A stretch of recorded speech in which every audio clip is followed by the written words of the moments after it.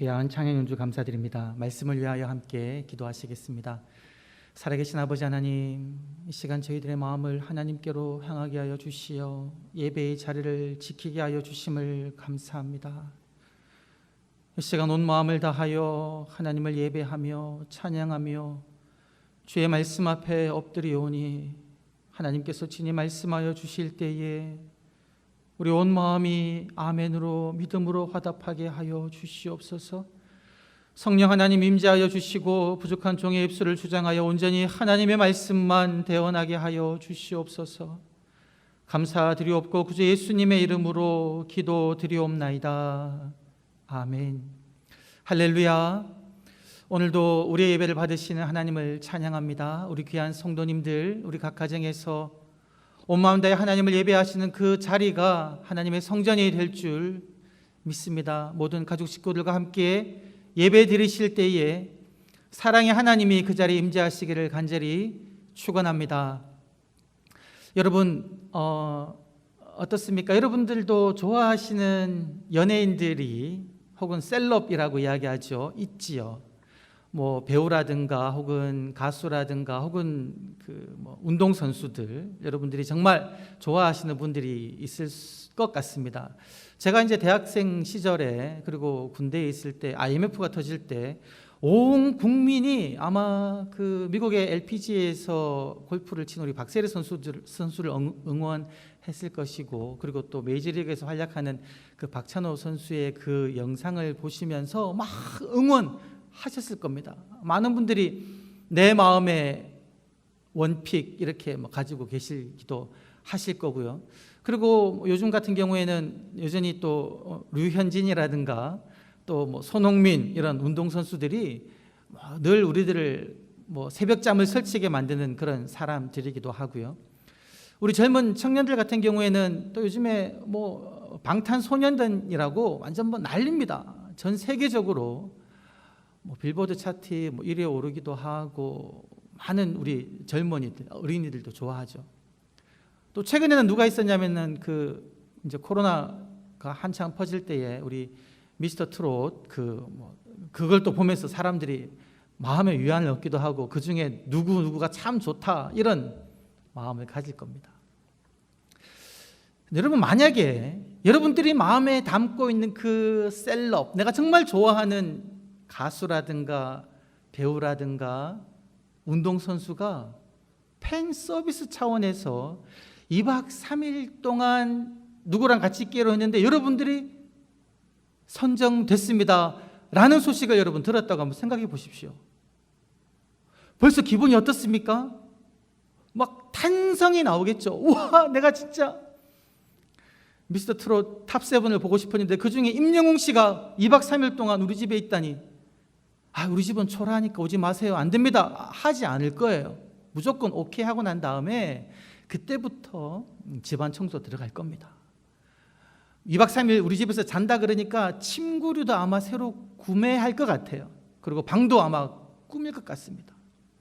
그리고 2박 3일 일정 동안 내 모든 일정을 조정해가지고라도 어떻게라도 그분과 함께 오래 시간 있을 수 있도록 하실 것 같아요. 드디어 기다리던 나의 셀럽이 집에 와 있는 동안에는 어떻게 지내겠습니까? 환영하지 않겠습니까? 반가워하겠죠. 모른 척하지 않을 겁니다. 와 있는 2박 3일 내내 아침 일찍 일어나가지고는 언제 그분이 일어날까 생각하고 막 문 앞을 들락날락 하겠죠. 맛있는 반찬, 맛있는 음식을 준비해 놓을 겁니다. 그리고 내가 좋아하는 맛집이라든지 좋은 곳을 다닐 거고요. 기회만 있는 대로 물어볼 겁니다. 취미가 뭔지, 뭐를 좋아하는지, 어떻게 그렇게 훌륭한 사람이 되었는지, 노래는 어떻게 그렇게 잘하는지, 운동은 어떻게 잘하는지 꼬치꼬치 다 물어볼 거예요. 그리고 뭘 하겠습니까? 사인을 잊지 않겠죠. 사인을 받아 놓습니다. 그런데 2박 3일이 다 끝났어요. 이제 헤어질 때가 되었습니다. 마음이 얼마나 슬프겠습니까? 그러나 그 2박 3일의 추억은 정말 여러분이 평생 간직하고 있을 것이고, 친구를 만날 때나 누구에게 모임만 하면 내가 그때 2박 3일 내가 좋아했던 손흥민 선수가 우리 집에 2박 3일 동안 머물렀다고 막 자랑할 겁니다. 계속 생각할 겁니다.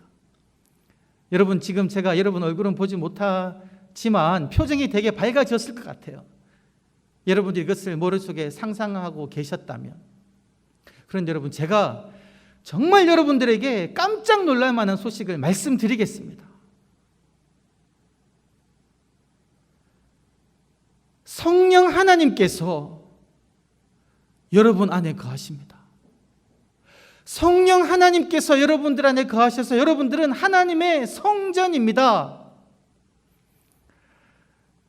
제가 여러분 지금 표정을 못 봐서 잘 모르겠는데, 여러분, 성령 하나님의 나의 속에 거하신다라는 그 말씀을 들으셨을 때 여러분 아마 자리를 박차고 예! 우와! 라고 반응을 보이신 분들이 몇 분 정도 계실까 좀 의아합니다. 여러분, 성령 하나님이 지금 우리 안에 거하신다니까요. 우리가 하나님의 성전이다라는 겁니다. 아마 계속 그렇게 생각하시는 분들 있을 것 같습니다. 알아요, 목사님. 제가 하나님의 성전인 것도 알고 성령 하나님이 내 안에 거하신다는 것도 압니다. 근데요, 뭐요? 이렇게 생각할 수도 있을 것 같습니다. 여러분, 하나님의 성전은 하면 무엇이 떠오르십니까? 하나님의 성전은 하나님께서 당신의 이름을 두시려고 세우신 곳이고, 그곳에서 하나님께서는 이스라엘 백성들을 만나 주셨습니다. 그 성전에서 하나님을 예배하는 제사들이 이루어졌습니다.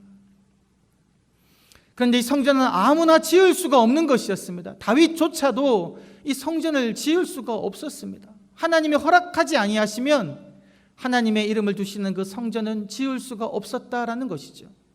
그리고 이 성전은 하나님께서 말씀하신 그 곳에 하나님께서 가르쳐주시는 그 방식대로, 그 모양대로 지어져야 하는 것이지 인간이 마음대로 지을 수 있는 것도 아니었습니다.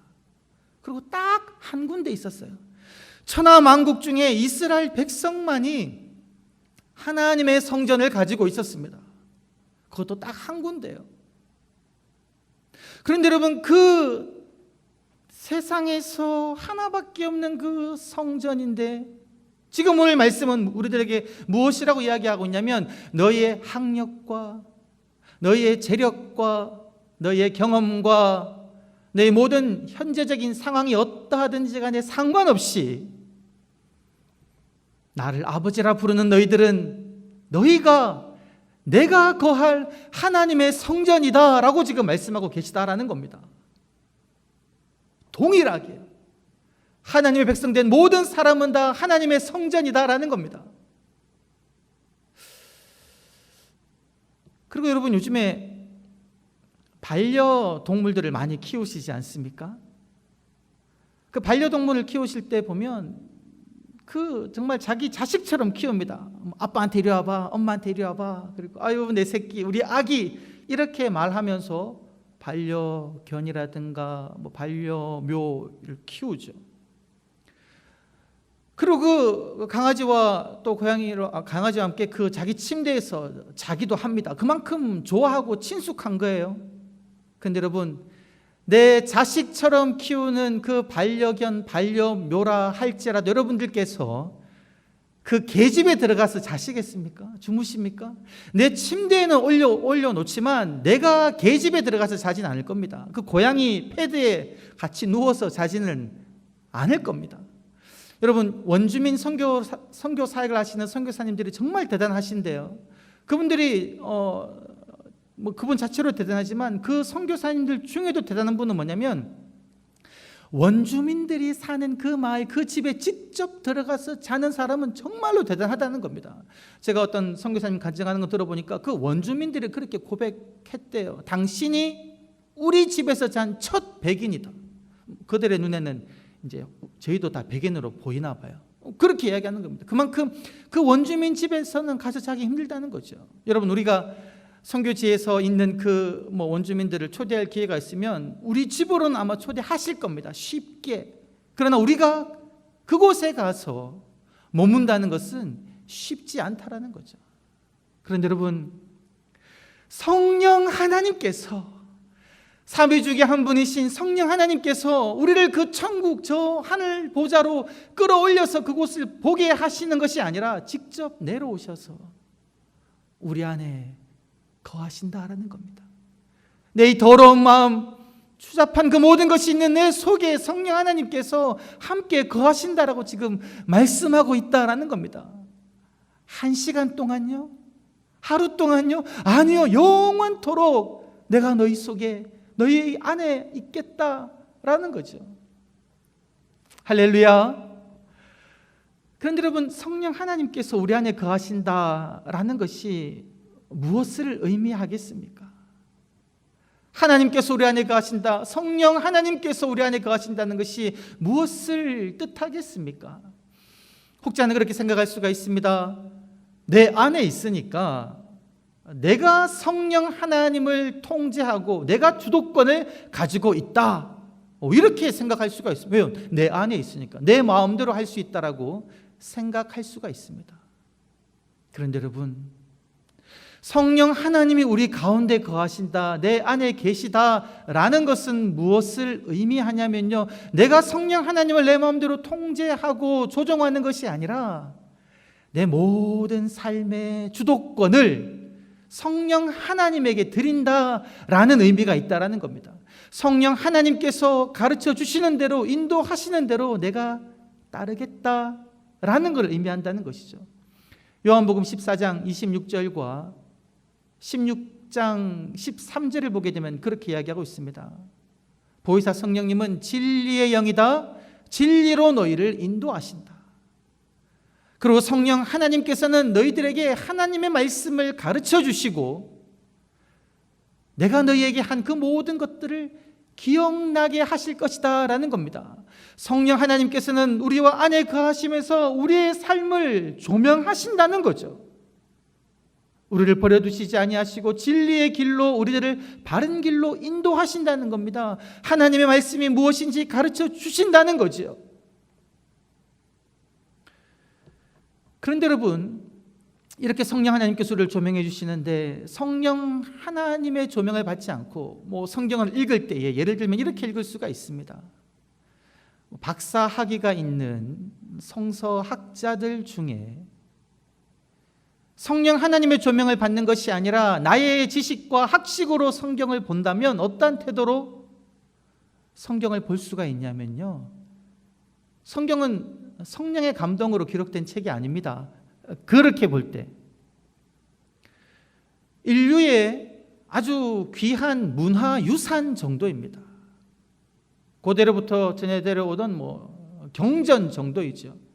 그러면서 성경을 그들의 지식과 학식으로 연구하면서 성경 안에서 발생되는 모순이라든가 이해되지 않는 것들은 다 쳐냅니다.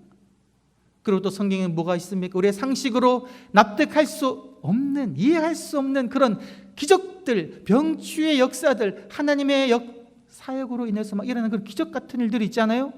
그런 거는 믿지 않는다라는 것이죠. 성경에 있는 여러 가지 많은 이야기들을 그냥 정치적이고 종교적인 선전물로 여기면서 성경을 그냥 그렇게 봅니다. 그래도 그들은 성경을 그냥 보는 거예요. 자기 지식으로. 그렇게 볼 땐 여러분, 삶에 아무런 감흥이 없습니다. 성경을 너무나 잘 안다 할지라도 성령의 조명을 받지 아니하고서는 하나님의 뜻을 결코 알 수가 없다라는 것이죠. 성령 하나님의 인도하심을 받는 삶을 살아갈 수가 없다라는 겁니다. 그런데 여러분, 우리가 성령 하나님에게 주도권을 드리고 성령의 조명을 받으며 성경 말씀을 읽을 때는 어떻게 읽겠습니까? 하나님, 종의 눈을 열어서 하나님 말씀의 귀한 것을 보게 하여 주시옵소서. 성령님 깨닫게 하여 주시옵소서.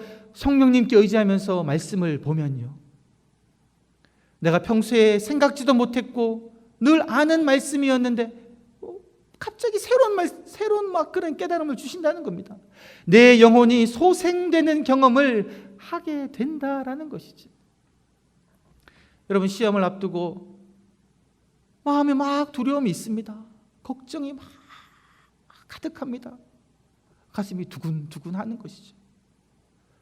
그때 성령 하나님에게 하나님 내게 말씀을 주세요라고 기도하며 말씀을 읽을 때에 평소에 잘 알았던 그 말씀인데 이사야 41장 10절 말씀이 그의 가슴에 막 큰 힘을 주는 말씀으로 다가오는 겁니다.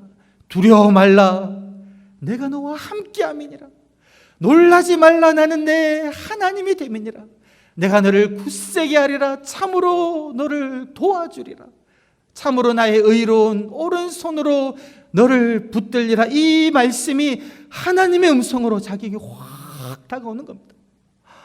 그 순간 여러분, 그 두려움이 다 사라지는 겁니다. 하나님이 나와 함께 하시고 하나님이 나를 붙잡아 주시니 할렐루야, 하나님 찬양합니다. 담대한 마음으로 그 면접을 보는 거지요. 여러분, 죽음을 두려워하는 사람도 있지 않겠습니까? 내가 교회는 다니지만 여전히 구원의 확신이 없이 죽으면 어떡하나, 죽음 이후의 세계는 어떡할까, 죽음은 너무 두렵다라는 마음을 가지는 분들이 계실 것입니다. 근데 그분에게도요, 성령 하나님이 조명하시면 하나님께서 말씀 가운데 그분에게 그렇게 이야기하신다는 거죠. 요한일서 5장 13절을 보게 되면 하나님의 아들을 믿는 너희에게는 너희에게 영생이 있음을 알게 하려 합니다. 그 말씀을 읽는 순간 내가 하나님의 아들을 믿고 있으니 내 안에 영원한 생명이 있구나, 영생이 약속되었구나. 요한복음 5장 24절에도 나를 믿는 자, 나를 보내신 이를 믿는 자는 영생을 얻었다, 이 말씀이요. 평소에는 그냥 흘러갔던 말씀인데 성령 하나님이 조명하시고 성령 하나님이 감동하시니까 생명의 말씀으로 다가온다는 겁니다. 영생을 누리며 살아가는 삶이 된다라는 것이죠. 여러분, 이것이 바로 성령 하나님께 주도권을 올려드리는 삶이다라는 겁니다. 내가 살아가는 모든 삶의 환경 속에서 어떠한 어려움이 있든지 간에 내 안에 성령님을 바라보며 성령님의 가르침에 내가 주목할 때에 그 성령 하나님께서 우리를 늘 인도하시고 진리의 길로 하나님의 말씀으로 힘주시고 능력 주신다라는 거죠. 이러한 삶을 오늘 우리들에게 이야기하고 있다는 겁니다. 그런데 여러분, 성령 하나님이 내 안에 계셔서 성령님의 인도하심을 받는 삶을 살아가면 그러한 결과가 나오는데 성령 하나님에게 주도권을 드리지 아니하고 내 안에 성령 하나님이 계신다는 것을 믿지 아니하고 그냥 내 힘대로 살아가면 어떠한 삶을 살아가겠습니까? 성령 하나님 내 속에서 끊임없이 말씀해 주시는데도 그 말씀을 그냥 내가 무시하고 내 뜻대로 세상 가치관대로 살아가면 어떠한 삶을 살게 될까요? 오늘 말씀을 보게 되면 여러분, 성령 하나님에게 주도권을 드리지 아니하면 우리들은 더러워져 버립니다. 부패해져 버립니다. 부패해져 버리면 어떻게 되냐면 하나님에게 멸망받는 그 길이 된다라는 것이죠. 사도 바울이 고린도 교회에게 편지를 쓸 때에 그러한 편지를 썼습니다. 고린도후서 11장 3절을 보게 되면 너희 마음이 그리스도를 향하는 깨끗함과 진실됨에서 순결함에서 떠나서 진실됨과 순결함에서 떠나 부패할까 두려워하노라. 사도 바울이 무엇을 염려했냐면요, 고린도 교인들이 그리스도를 향했던 그 진실함과 순결했던 그 마음을 떠나가지고 그들의 마음이 부패해질까 봐, 똑같은 단어입니다. 더러워질까 봐 걱정했다는 것이죠. 근데 그 앞절에 어떤 말씀이 있냐면 이런 말씀이 있습니다. 사탄이 간괴함으로 하와를 미혹한 것처럼, 여러분, 왜 우리의 마음이 그리스도를 향하는 그 진실됨에서 떠나서 부패하게 될까요? 하나님의 말씀을 듣지 아니하고 우리를 꾀는 사탄의 그 미혹에 넘어가기 때문에 우리의 마음이 부패하게 된다는 거죠. 성령님의 말씀을 듣지 않으면 누가 제일 박수치며 좋아하냐면 사탄이 제일 박수치고 좋아합니다. 성령 하나님은 끊임없이 우리들에게 막 말씀해 주시는데 우리가 귀를 딱 닫고 내 생각대로 살아간다라고 하면 막 사탄이 박수치는 거죠. 됐다, 이제 저놈은 내 밥이다. 그러고는 사탄이 작업을 거는 겁니다. 미혹하는 겁니다. 유혹하는 겁니다. 야 하와야 왜 이 나무 열매 먹지 않아? 선악을 알게 하는 나무 열매 왜 안 먹어? 그거 먹으면 하나님처럼 된다니까? 이렇게 미혹하는 거예요. 왜 너 지금 속으로 그렇게 참고 있니? 왜 저 사람 잘 대해주냐? 저 사람 지금 너 무시하잖아. 저 사람 뒤에서 너 욕하는 거 너 몰라? 근데 왜 그렇게 바보같이 참고 있느냐? 뭐 이렇게 유혹한다는 거죠. 아니 왜 그렇게 너는 이 아침 일찍 일어나가서 피곤한데 일어나가지고 새벽 예배 매일매일 드리고 주일 좀 더 자지 지금 앉아서 예배 드리냐? 영상 예배 너 안 드리는 거 아무도 몰라. 그리고 영상 예배가 뭔 예배야? 아우 드리지 마. 이렇게 사탄은 여러분 뭐 삶의 현장 가운데서 우리를 유혹한다는 겁니다. 혼전 순결은 무슨 아유 요즘에 젊은 사람들 다 그냥 아니 결혼하기 전에 살아봐야지 결혼하기 전에 맞는지 확인해봐야지 무슨 혼전 순결이야. 친구들 봐봐 다 뭐 요즘에 다 그렇게 이런 식으로 여러분 미혹하고 유혹한다는 겁니다. 그 말을 들으면 어떻게 되겠습니까 여러분? 그게 참인 줄 알고 그게 진짜인 줄 알고 남들 다 그렇게 하니까 나도 그냥 그렇게 해버린다라는 것이죠. 거짓말, 속임수, 폭력, 미움, 탐욕 그냥 그런 삶을 살아간다라는 겁니다. 여러분 그런데 그렇게 살면 어떻게 된다는 겁니까? 하나님의 성전을 더럽히면 하나님께서 그 사람을 멸하시리라. 성전된 나를 더럽힐 때에 하나님께서 그 사람을 버리신다라는 거죠. 여러분 실제적인 성전을 가졌던 백성이 누구입니까? 이스라엘 백성들이지 않습니까? 그들은 하나님께서 직접 명령해서 세운 그 눈에 보이는 성전을 가졌던 백성입니다. 그들은 어떤 미혹을 받았냐면요, 우리에게는 성전이 있으니까 괜찮아. 하나님의 이름을 두신 이 성전 우리 안에 있으니까 괜찮아. 어떠한 어려움이 와도 우리는 성전 안으로 피하면 돼. 여기까지는 좋아요. 피하면 돼. 그리고는 자기 마음대로 살아갑니다. 하고 싶은 거 다 합니다. 죄란 죄는 다 짓고 다닙니다. 그리고는 성전에 와서 제사 드리고 속죄제 드리고 그러면 됐다라고 얘기하는 거죠. 오늘날로 적용하면 어떠한 삶의 형태이겠습니까? 주일날 와서 예배 드리고 참회의 기도 때 참회 기도하면 끝. 평일 동안은 내가 내 마음대로 살아갈래. 룰루랄라 내 마음대로 살다가 또 주일날 와가지고 예배 드리고 참회 기도 때 참회 기도하면 끝. 용서해 주신다고 했잖아요. 이런 잘못된 생각들을 이스라엘 백성들이 가지고 있었다라는 겁니다. 그러한 이스라엘 백성들에게 하나님께서 무엇이라고 말씀하셨냐면요, 이사야 예언자를 통해서는 그렇게 말씀하셨습니다. 그 당시에는 하나님의 성전에 수많은 소와 양을 바쳤습니다. 나라가 부흥했기 때문에 그 재물은 차고 넘쳤습니다. 그런데 하나님께서는 너희의 이 재물이 내게 아주 신물이 난다.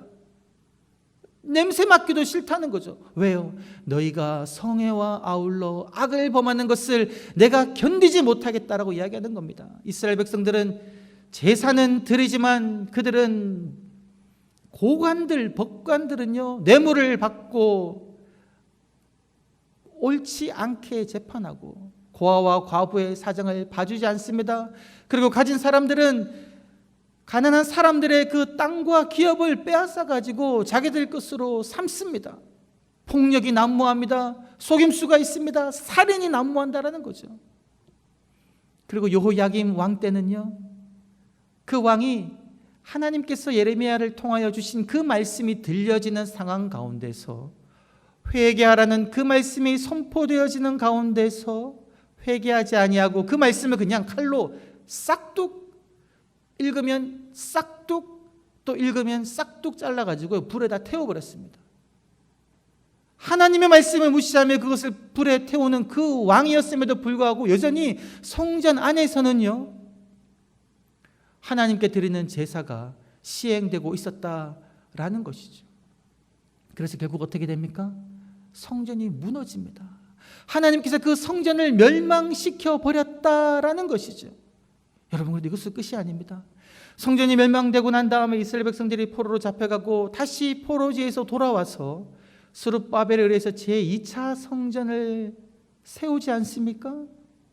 그런데 여러분, 성전이 한번 무너졌던 것을 경험했음에도 불구하고 하나님께서 그들을 다시금 회복시켜 주셨음에도 불구하고 2차 성전을 세우고 난 다음에 또 시간이 흘렀을 때 어떤 일이 일어났냐면요, 똑같은 일이 일어납니다. 말라기서를 보게 되면 이 말라기서가 이제 제2성전이 세워지고 난 다음에 하나님께서 말라기 예언자를 통하여 주신 말씀인데, 그 예언서를 보게 되면 여전히 성전 안에서 하나님 보시기에 합당하지 않은 그 모습들이 행해지고 있는 걸 알게 됩니다. 제사장들이 제사를 주관하면서 하나님께서는 흠이 없고 깨끗한 것, 좋은 것으로 나에게 바치라고 이야기했는데 그거를 고르는 게 귀찮은 겁니다. 그렇게 표현이 나와요. 제사장의 입에서 이렇게 귀찮게 하지? 그러면서 그냥 눈먼 것, 저는 것, 흠이 있는 것, 자기가 그냥 원하는 것 그냥 막 다 갖다 바치는 겁니다. 그리고요, 백성들은 어떻게 하냐면 제사를 드리면서 어떠한 말씀이 있냐면 너희가 네 아내에게 그리고 네 가족에게 그들이 흘리는 그 눈물과 원통함을 그대로 둔다라는 겁니다. 여러분, 말이나 행동으로 가족에게, 이웃에게, 친구에게 눈물 흘리게 한 그 행동을 하고 난 다음에도 그것을 풀지 아니하고 그냥 성전에 와서 제사를 드리는 것, 그거 내가 못 받겠다라는 거죠. 그리고 그런 표현도 있습니다. 너희가 성전에 와서 제사를 드리면서도 너희 옷으로 학대받은 곳을 가린다. 여러분, 이게 너무나 비참한 말입니다. 부모가 자식에게 폭력을 행하고 난 다음에 그 자식 속에 멍이 들지 않습니까? 그 멍을 그냥 옷으로 가리고 난 다음에는 괜찮은 것 하고는 성전에 와서 그냥 제사 드린다라는 거죠. 예수님 시대는 어땠습니까? 예수님께서 그 바리새인들에게 무엇이라고 말씀하셨습니까? 너희가 하나님의 계명보다 사람의 전통을 더 소중하게 생각하는구나. 손 씻지 아니한다고 뭐라 그러면서요, 정작 그 바리새인과 제사장들, 서기관들은 그 마음속에서 끊임없는 욕심과 음란과 탐욕과 시기와 질투, 분노들을 끊임없이 쏟아대고 있으면서 정작 장로들의 유전, 왜 당신의 제자들은 손 안 씻고 음식을 먹느냐고, 그것을 지금 질타하고 있는 그런 행동들을 보인다라는 것이죠. 그 결과 제2성전도 어떻게 되었습니까? 주후 70년경에 그 성전도 무너졌다라는 것이죠. 하나님께 겉으로는 예배드리고 제사 드리지만 그들의 행동이 하나님 말씀 따르지 아니하고 성령의 감동대로 행하지 않았을 때에, 그들이 하나님의 성전을 그들의 죄로 더럽혔을 때에 하나님께서 그 성전을 멸하셨다라는 겁니다. 이 더럽히다와 멸하다라는 동사가 똑같은 동사입니다. 내가 하나님에게 행한 대로 하나님께서 그대로 갚으신다는 거죠. 내가 성전을 더럽게 하는 대로 하나님께서도 나를 더럽게 하시고, 내가 성전을 버린 대로 하나님께서 나를 버리신다라는 겁니다. 사랑하는 성도 여러분, 오늘 말씀은 우리들에게 너무나 분명하게 이야기하고 있습니다. 너희가 하나님의 성전이며 하나님의 성령이 너희 안에 거하신다라는 것을 분명하게 알라라는 겁니다. 할렐루야. 우리가 하나님의 성전이니 하나님의 성령이 우리 안에 거하고 계시니 우리들은 온전히 성령 하나님의 말씀에만 주목하는 저와 여러분이 되시기를 주의 이름으로 간절히 축원합니다. 성령 하나님의 그 가르침대로 따라서 거룩한 삶을 살아가시는 저와 여러분들 되시기를 간절히 축원합니다. 나를 더럽혀서, 죄로 더럽혀서 하나님께 버림받는 자가 아니라 내 안에 거하시는 성령님에게 날마다 주목함으로, 그 말씀에 순종함으로 하나님께 칭찬 듣는 거룩한 하나님의 백성으로 살아가는 저와 여러분 되시기를 주의 이름으로 간절히 축원합니다. 살아계신 아버지 하나님, 감사합니다. 내가 하나님의 성전임을, 나를 하나님의 성전이라고 말씀하여 주심을 감사합니다. 나와 함께 계셔서 감사합니다.